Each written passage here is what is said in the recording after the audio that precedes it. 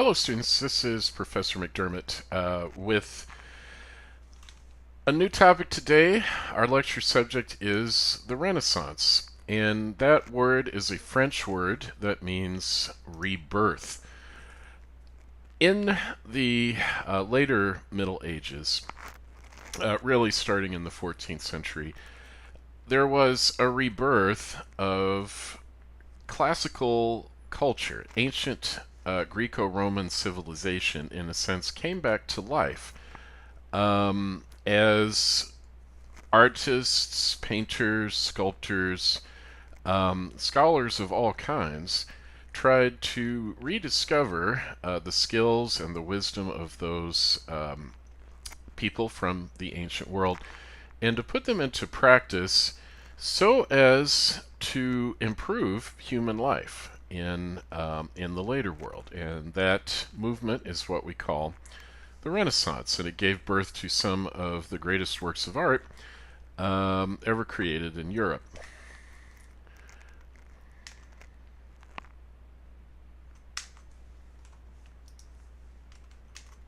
All right, so the Renaissance really comes out of a movement which is called humanism. What is humanism? Well, it was in full swing by the 14th century. This was an intellectual movement, so it had to do with scholars who were rediscovering texts from the ancient world, especially the ancient Greek texts. And partly they were getting them from Muslim scholars with whom they were in contact. And remember, we said in the lecture on Islam that Islamic scholars really had done the world a great service by preserving those ancient Greek texts, translating them into Arabic. And now those texts from ancient Greece began coming back into Western Europe, and scholars were working very hard to translate them into Latin, which was the language of all educated people in Europe at that time, so that they could be read. At the same time, more Europeans began to recover the ability to read Greek. This was a skill that had almost disappeared in the early Middle Ages, but now, especially a little later after the fall of Constantinople to the Muslims in 1453, a lot of scholars from the former Byzantine Empire fled into Western Europe and brought with them their ability to speak Greek and taught others how to read Greek as well. So that made it even easier to read these ancient texts by the great Greek thinkers. And so, at the same time, there is a shift within the liberal arts, which were the curriculum in all colleges, still are, from logic or pure philosophy to other disciplines which were believed to be more connected to the human being, the human person. These were human skills, the ability to write, the ability to speak in public. Also the study of ethics, which is really the study of human choices, decisions, moral decisions for good or evil. And also history, which of course is the record of human behavior throughout time. So these scholars are very interested in man and woman, but as we'll see, mostly in man. Uh, and they really put the human person at the center of their studies, rather than logic, philosophy, or theology, the study of God. One of the favorite quotes of the humanist movement came from the Greek philosopher Protagoras in the 5th century BC, excuse me, who had said, "Of all things the measure is man. Of all things the measure is man." In other words, it's really human life, human beings who give value to the universe. And that's a really very strong statement when you think about it. When you say that of all things the measure is man, for one thing, you're saying the measure is not God. You know, earlier Christians would have said, no, it was God really that we should be studying, thinking about. But the humanists really wanted to place the human being at the center of everything, of all studies. And it wasn't that they didn't believe in God, it was just that they saw humanity as God's most glorious creation, as his greatest achievement. And so they thought they were honoring God by honoring man. And so this new approach, studying these human things, gives rise to what we call the humanities. And obviously, this is still a term that's used in colleges and universities today. History is considered to be one of the humanities, so this is a humanities course. And here too comes the idea of the rebirth, the Renaissance, after what these scholars called the Dark Ages. They had the idea that ancient civilization, the Greek and Roman world, were glorious, full of wonderful achievements. But then, in the early Middle Ages, there was a dark time that people had really regressed, lost a lot of their skills and knowledge. But now they were trying to bring all that knowledge back to give it a new birth after the so-called Dark Ages. And so this way of thinking about history has survived down to the present day. People do still sometimes speak of those early Middle Ages as the Dark Ages. All right, well, I want to look at a couple of scholars here who were typical of Renaissance thought, and especially Renaissance Platonism. A lot of the thinkers of the Renaissance were very interested in reading Plato and studying the works of Plato, and also of other philosophers in the ancient world who followed Plato, who were known as the Platonists. The most famous of these scholars in the Renaissance was a man named Marsilio Ficino, who lived from 1433 to 1499. He was a Florentine. That means he was from the city of Florence in Italy. And Ficino was well known for having translated many of Plato's works into Latin so that they could be more widely read. But his thought really, in some ways, was very more typical of what's called Platonism, which came after Plato. And it really had to do with the use of certain techniques to try to increase the power of human beings to overcome their fate, which was seen as being controlled by a force called Fortuna, or fortune. So it was the old Greek idea that people in some sense have a destiny and that they're controlled by their fate. But these Renaissance thinkers like Ficino got the idea that if human beings could become more intelligent, more powerful, they could overcome their fate and strike a new path to make human life even better. And the two main techniques that they used in order to do this were alchemy and astrology. Now, what is alchemy? Usually when people think of alchemy, they think of like a wizard in a laboratory who is trying to turn lead or some cheap metal into gold. And that is part of it. That is part of what alchemy was. But really, alchemy was something much more significant than that. It was really the beginning of chemistry. And these alchemists were experimenting with different elements, different substances, and basically doing chemical experiments with them. Yes, trying to make gold sometimes, but also trying to create new medicines and concoctions that they thought would really help to cure all human illness. They were looking for something that they called the Philosopher's Stone, which they thought was the key to relieving all human suffering. If you're a Harry Potter fan, you may be familiar with the Sorcerer's Stone. This is a kind of a related thing that J.K. Rowling was drawing on this tradition of alchemy, really, by talking about the Sorcerer's Stone. So alchemists were really trying to transform human life in their own way by experimenting with chemicals. Excuse me. The other method that these Renaissance scholars used was astrology, and you're probably familiar with that. Astrology involves tracking the stars and the planets um, in order to predict what is going to happen in human life. So sometimes people will read in the newspaper what they call their horoscope, which supposedly tells them what's going to happen to them on that particular day, based on their birth date and based on the movements of stars.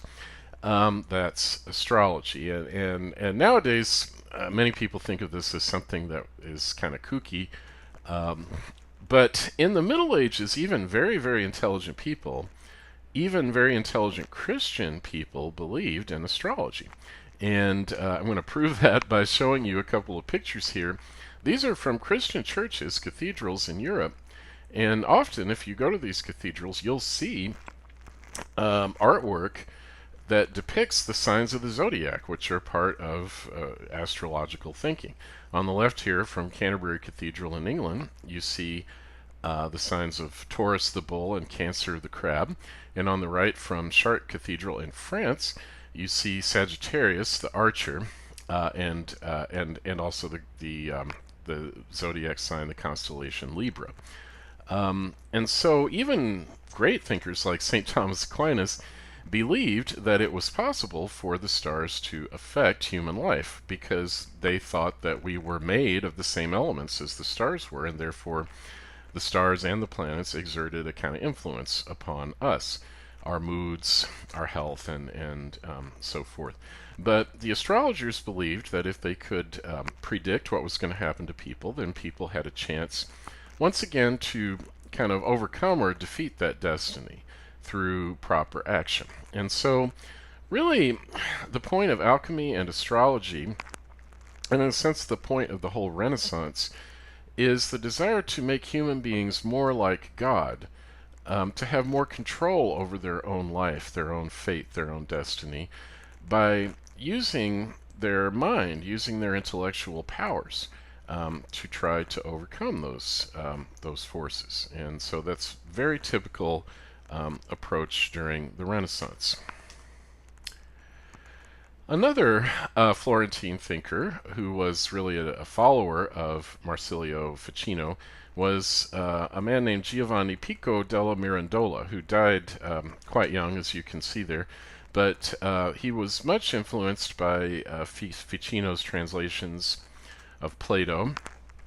Pico's most famous writing was a speech called The Oration on the Dignity of Man, which he wrote in the year 1486. And I mention it because it contains this very famous quote that in a way really sums up the whole Renaissance. Pico said, quote, "There was nothing to be seen more marvelous than man," end quote.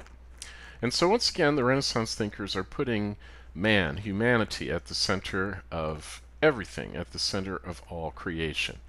And insisting that to study man, to understand man, is really to understand God. Well, I just want to mention some political developments. So when we last talked about political life in Italy, we were discussing the Italian city-states and how they had rebelled against the emperors earlier in the Middle Ages, and how they had set up communes, which basically took over the city governments so that they could be independent of the emperors, and essentially became independent republics, although they were officially still part of the empire. Well, later in the Middle Ages, these city republics began to expand and to conquer territory around their cities, and so they became larger states, or what we might call small nations today. They continued to have voting processes and so forth, as they had during the days of the communes, and elected officials and so forth. But increasingly, in reality, in these Italian city-states, a few powerful and wealthy people, or powerful and noble aristocratic people, came to dominate political life in those cities. And the most famous of these noble families was the Medici family in Florence. The Medici started out as pawnbrokers, actually, and later became important bankers and extremely wealthy in that trade. And their great wealth enabled them to rise to the top of political life in the city of Florence. And finally, from the year 1434 on, the Medici were really the rulers of Florence. And in some ways, that was great for human culture because it was really with the wealth and the influence of the Medici that some of the greatest works of art of the Renaissance were created. On the right, you see a picture of the Cathedral of Florence called the Duomo. And it's called that because it has a dome. Now, that may not seem very special to us because we're used to that, but actually, this building was the first building since ancient Roman times to be built with a dome because earlier in the Middle Ages, people had lost the ability to do that because they had forgotten how to make concrete. But now, the Medici hired architects who were able to make concrete and to build a dome for the first time in several hundred years. And so this was a living symbol, in a sense, of how influences from the classical world, the ancient Roman and Greek world, were starting to come back, and people were starting to regain those skills from the ancient world that had been lost here with the Duomo, or this domed cathedral. So those ancient influences come in first through architecture. Then sculptors begin to imitate the ancient Greco-Roman sculptures, which were very skilled, very lifelike.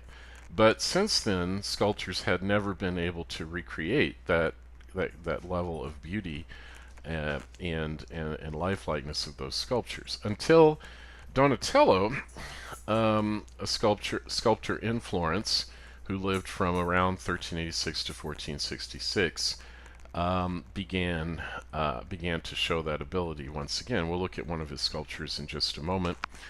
And finally, these ancient Roman influences and Greek influences come into painting. One of the greatest painters who shows this classical influence is Sandro Botticelli, and we'll look at one of his paintings also in a few moments. But first, I want to ask the question. Actually, it's not my original question. Back in the 70s, there was a feminist writer named Joan Kelly, and she published a very influential article that was called "Did Women Have a Renaissance?" And Joan Kelly's answer was actually no. She believed, based on her reading of the evidence, that the status of women actually went down during the Renaissance from what it had been earlier in the Middle Ages. Remember that in the earlier Middle Ages, you have the courtly love poems, you have men putting women up on a pedestal and praising their beauty and saying they would do anything for them and so forth. But as Kelly argued, I think she has a point. When the Renaissance men, these Renaissance artists and thinkers, brought back the ideals of the ancient Greek world, they also brought back the Greek attitude towards women, which, as you may recall, was very contemptuous, misogynistic. Greek men, ancient Greek men, really looked down on women. They saw them as basically baby breeders who were not good for much else. Certainly not equal to men in terms of intellect or ability. And remember, we said that's why so many Greek men, one reason why so many Greek men got involved with homosexuality, because they saw men as being far more interesting and actually more beautiful than women. So it was linked, I think, to this contempt for women. And the de-emphasis on courtly love, where women who formerly had seemed so beautiful and so mysterious and so fascinating suddenly lost interest for some of these Renaissance thinkers.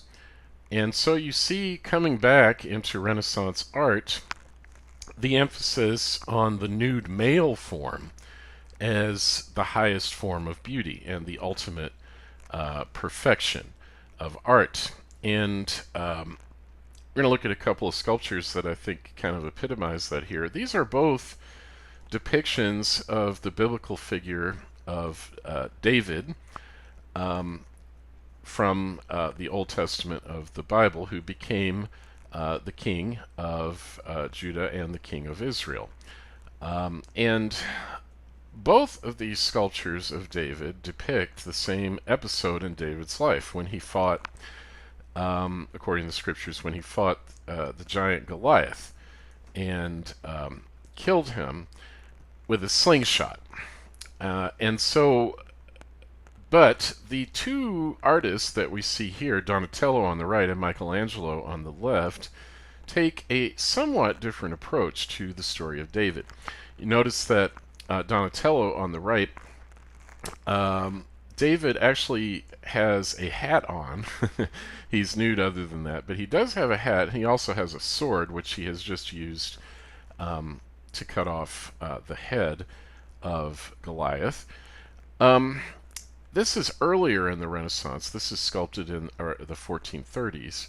But by the time of Michelangelo's David, his great, very famous sculpture of David in 1501 on the left, you see there's no hat, there's no sword, there's no accoutrements at all. David is completely nude. All he's got is the slingshot kind of slung over his shoulder. And you see that he is portrayed as being the epitome of the perfect kind of male form, according to the ancient Greek ideal and according to the Renaissance ideal. And so I think you see here in both these sculptures, but especially in Michelangelo's David, in a sense, the triumph of humanism, this depiction of the human form, and especially the male human form, as the ultimate in perfection, the crown of creation, the most perfect thing God ever created. Here are a couple of other images which sort of reinforce that. The Roman Saint Sebastian was a frequent subject of Renaissance art. He was a Roman soldier who reportedly had been martyred by being shot through with arrows. And Renaissance painters liked to paint Saint Sebastian because it gave them an excuse to portray the male body. This painter was named Giovanni Bazzi, but everybody called him Il Sodoma, which means the sodomite. In other words, that was the term that was used for men who slept with other men at that time. And so Bazzi is, in a way, publicly proclaiming that he is a sodomite, that he's attracted to other men. And is showing that very much, I think, in this image. On the right, you have, this is a very famous drawing by Leonardo da Vinci, the great Renaissance man of many talents. He was an inventor as well as a painter and a sculptor. This drawing is called Vitruvian Man, and notice that this nude male figure, he's got his arms and legs stretched out, and you notice that his feet and the tips of his fingers are touching the edges of a circle. And I think what Leonardo is getting at here, again, is this idea of the human form as something perfect. The circle was considered at that time to be the most perfect geometric figure. And Leonardo's pointing out that the human body, in a sense, fits perfectly inside this most perfect of forms, the circle. And so, once again here, you have the idea of the human form, especially the male form, as the pinnacle of beauty and perfection in all creation. But there were still some painters who did appreciate female beauty as well. And here is the painting I promised you by Botticelli. This is called The Birth of Venus. And it's very typical of the Renaissance in one important way. This is a subject from Greek mythology.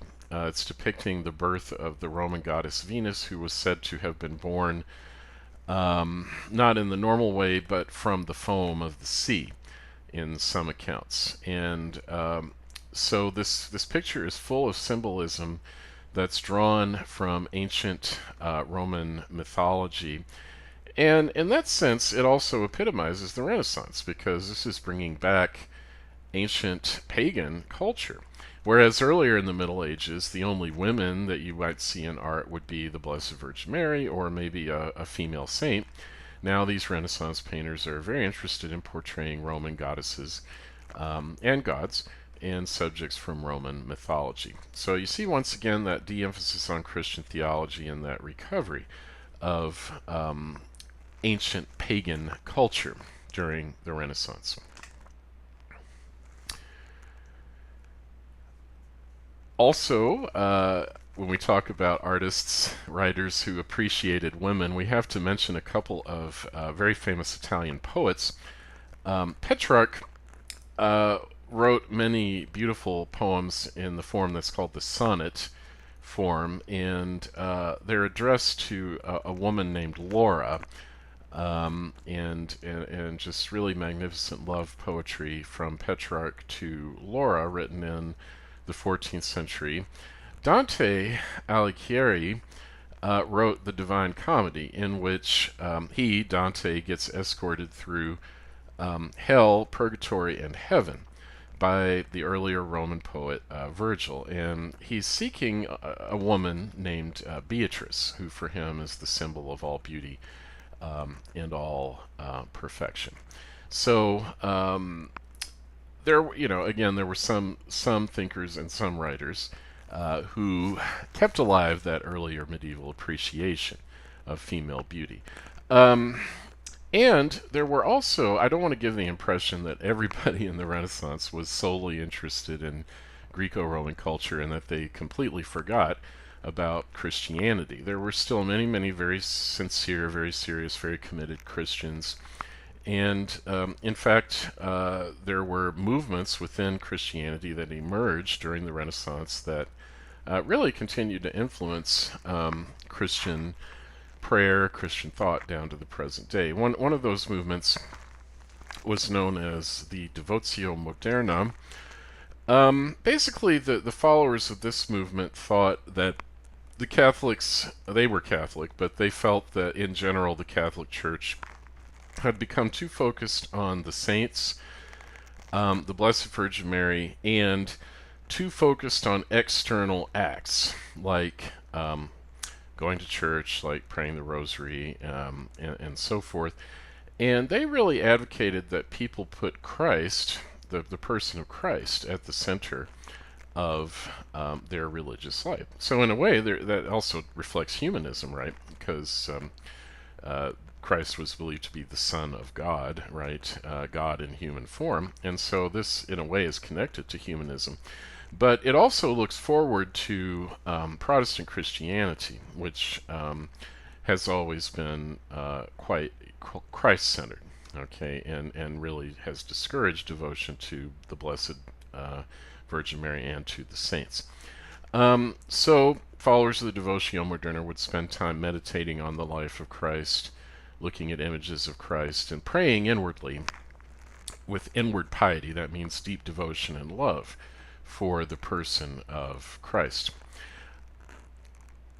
The most famous movement, or the most famous organization that's connected to the Devotio Moderna, was a religious community of men and women known as the Brethren of the Common Life, which was founded in the Netherlands, in Northern Europe, in the 14th century. So these were men and women who lived in common, like monks and nuns, but they didn't take religious vows. They simply tried to live a disciplined spiritual life and to do good deeds for people in the community as well. The most famous individual who lived for a time with the Brethren of the Common Life was the scholar Erasmus. Erasmus was a Catholic, but he became famous for really being very critical of the leaders of the Catholic Church for a number of reasons. When the Protestant Reformation happened, however, Erasmus decided to remain as a Catholic, and he and Martin Luther wrote books attacking each other. Luther was disappointed that Erasmus had chosen to stay within the Catholic Church, even though he and Luther agreed on certain criticisms of the Catholic Church.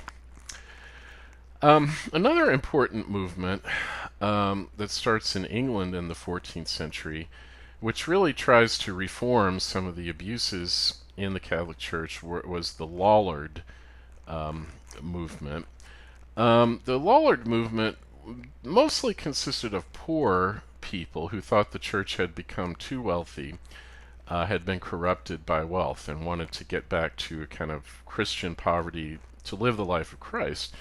After all, Christ had been a poor and wandering person, not a rich, pampered priest. And so the Lollards wanted to return to early Christian simplicity. The most famous of all Lollards was a man named John Wycliffe, who lived from approximately 1331 to 1384. It was Wycliffe who did something very radical for the time, which was to make the first English translation of the Catholic Bible.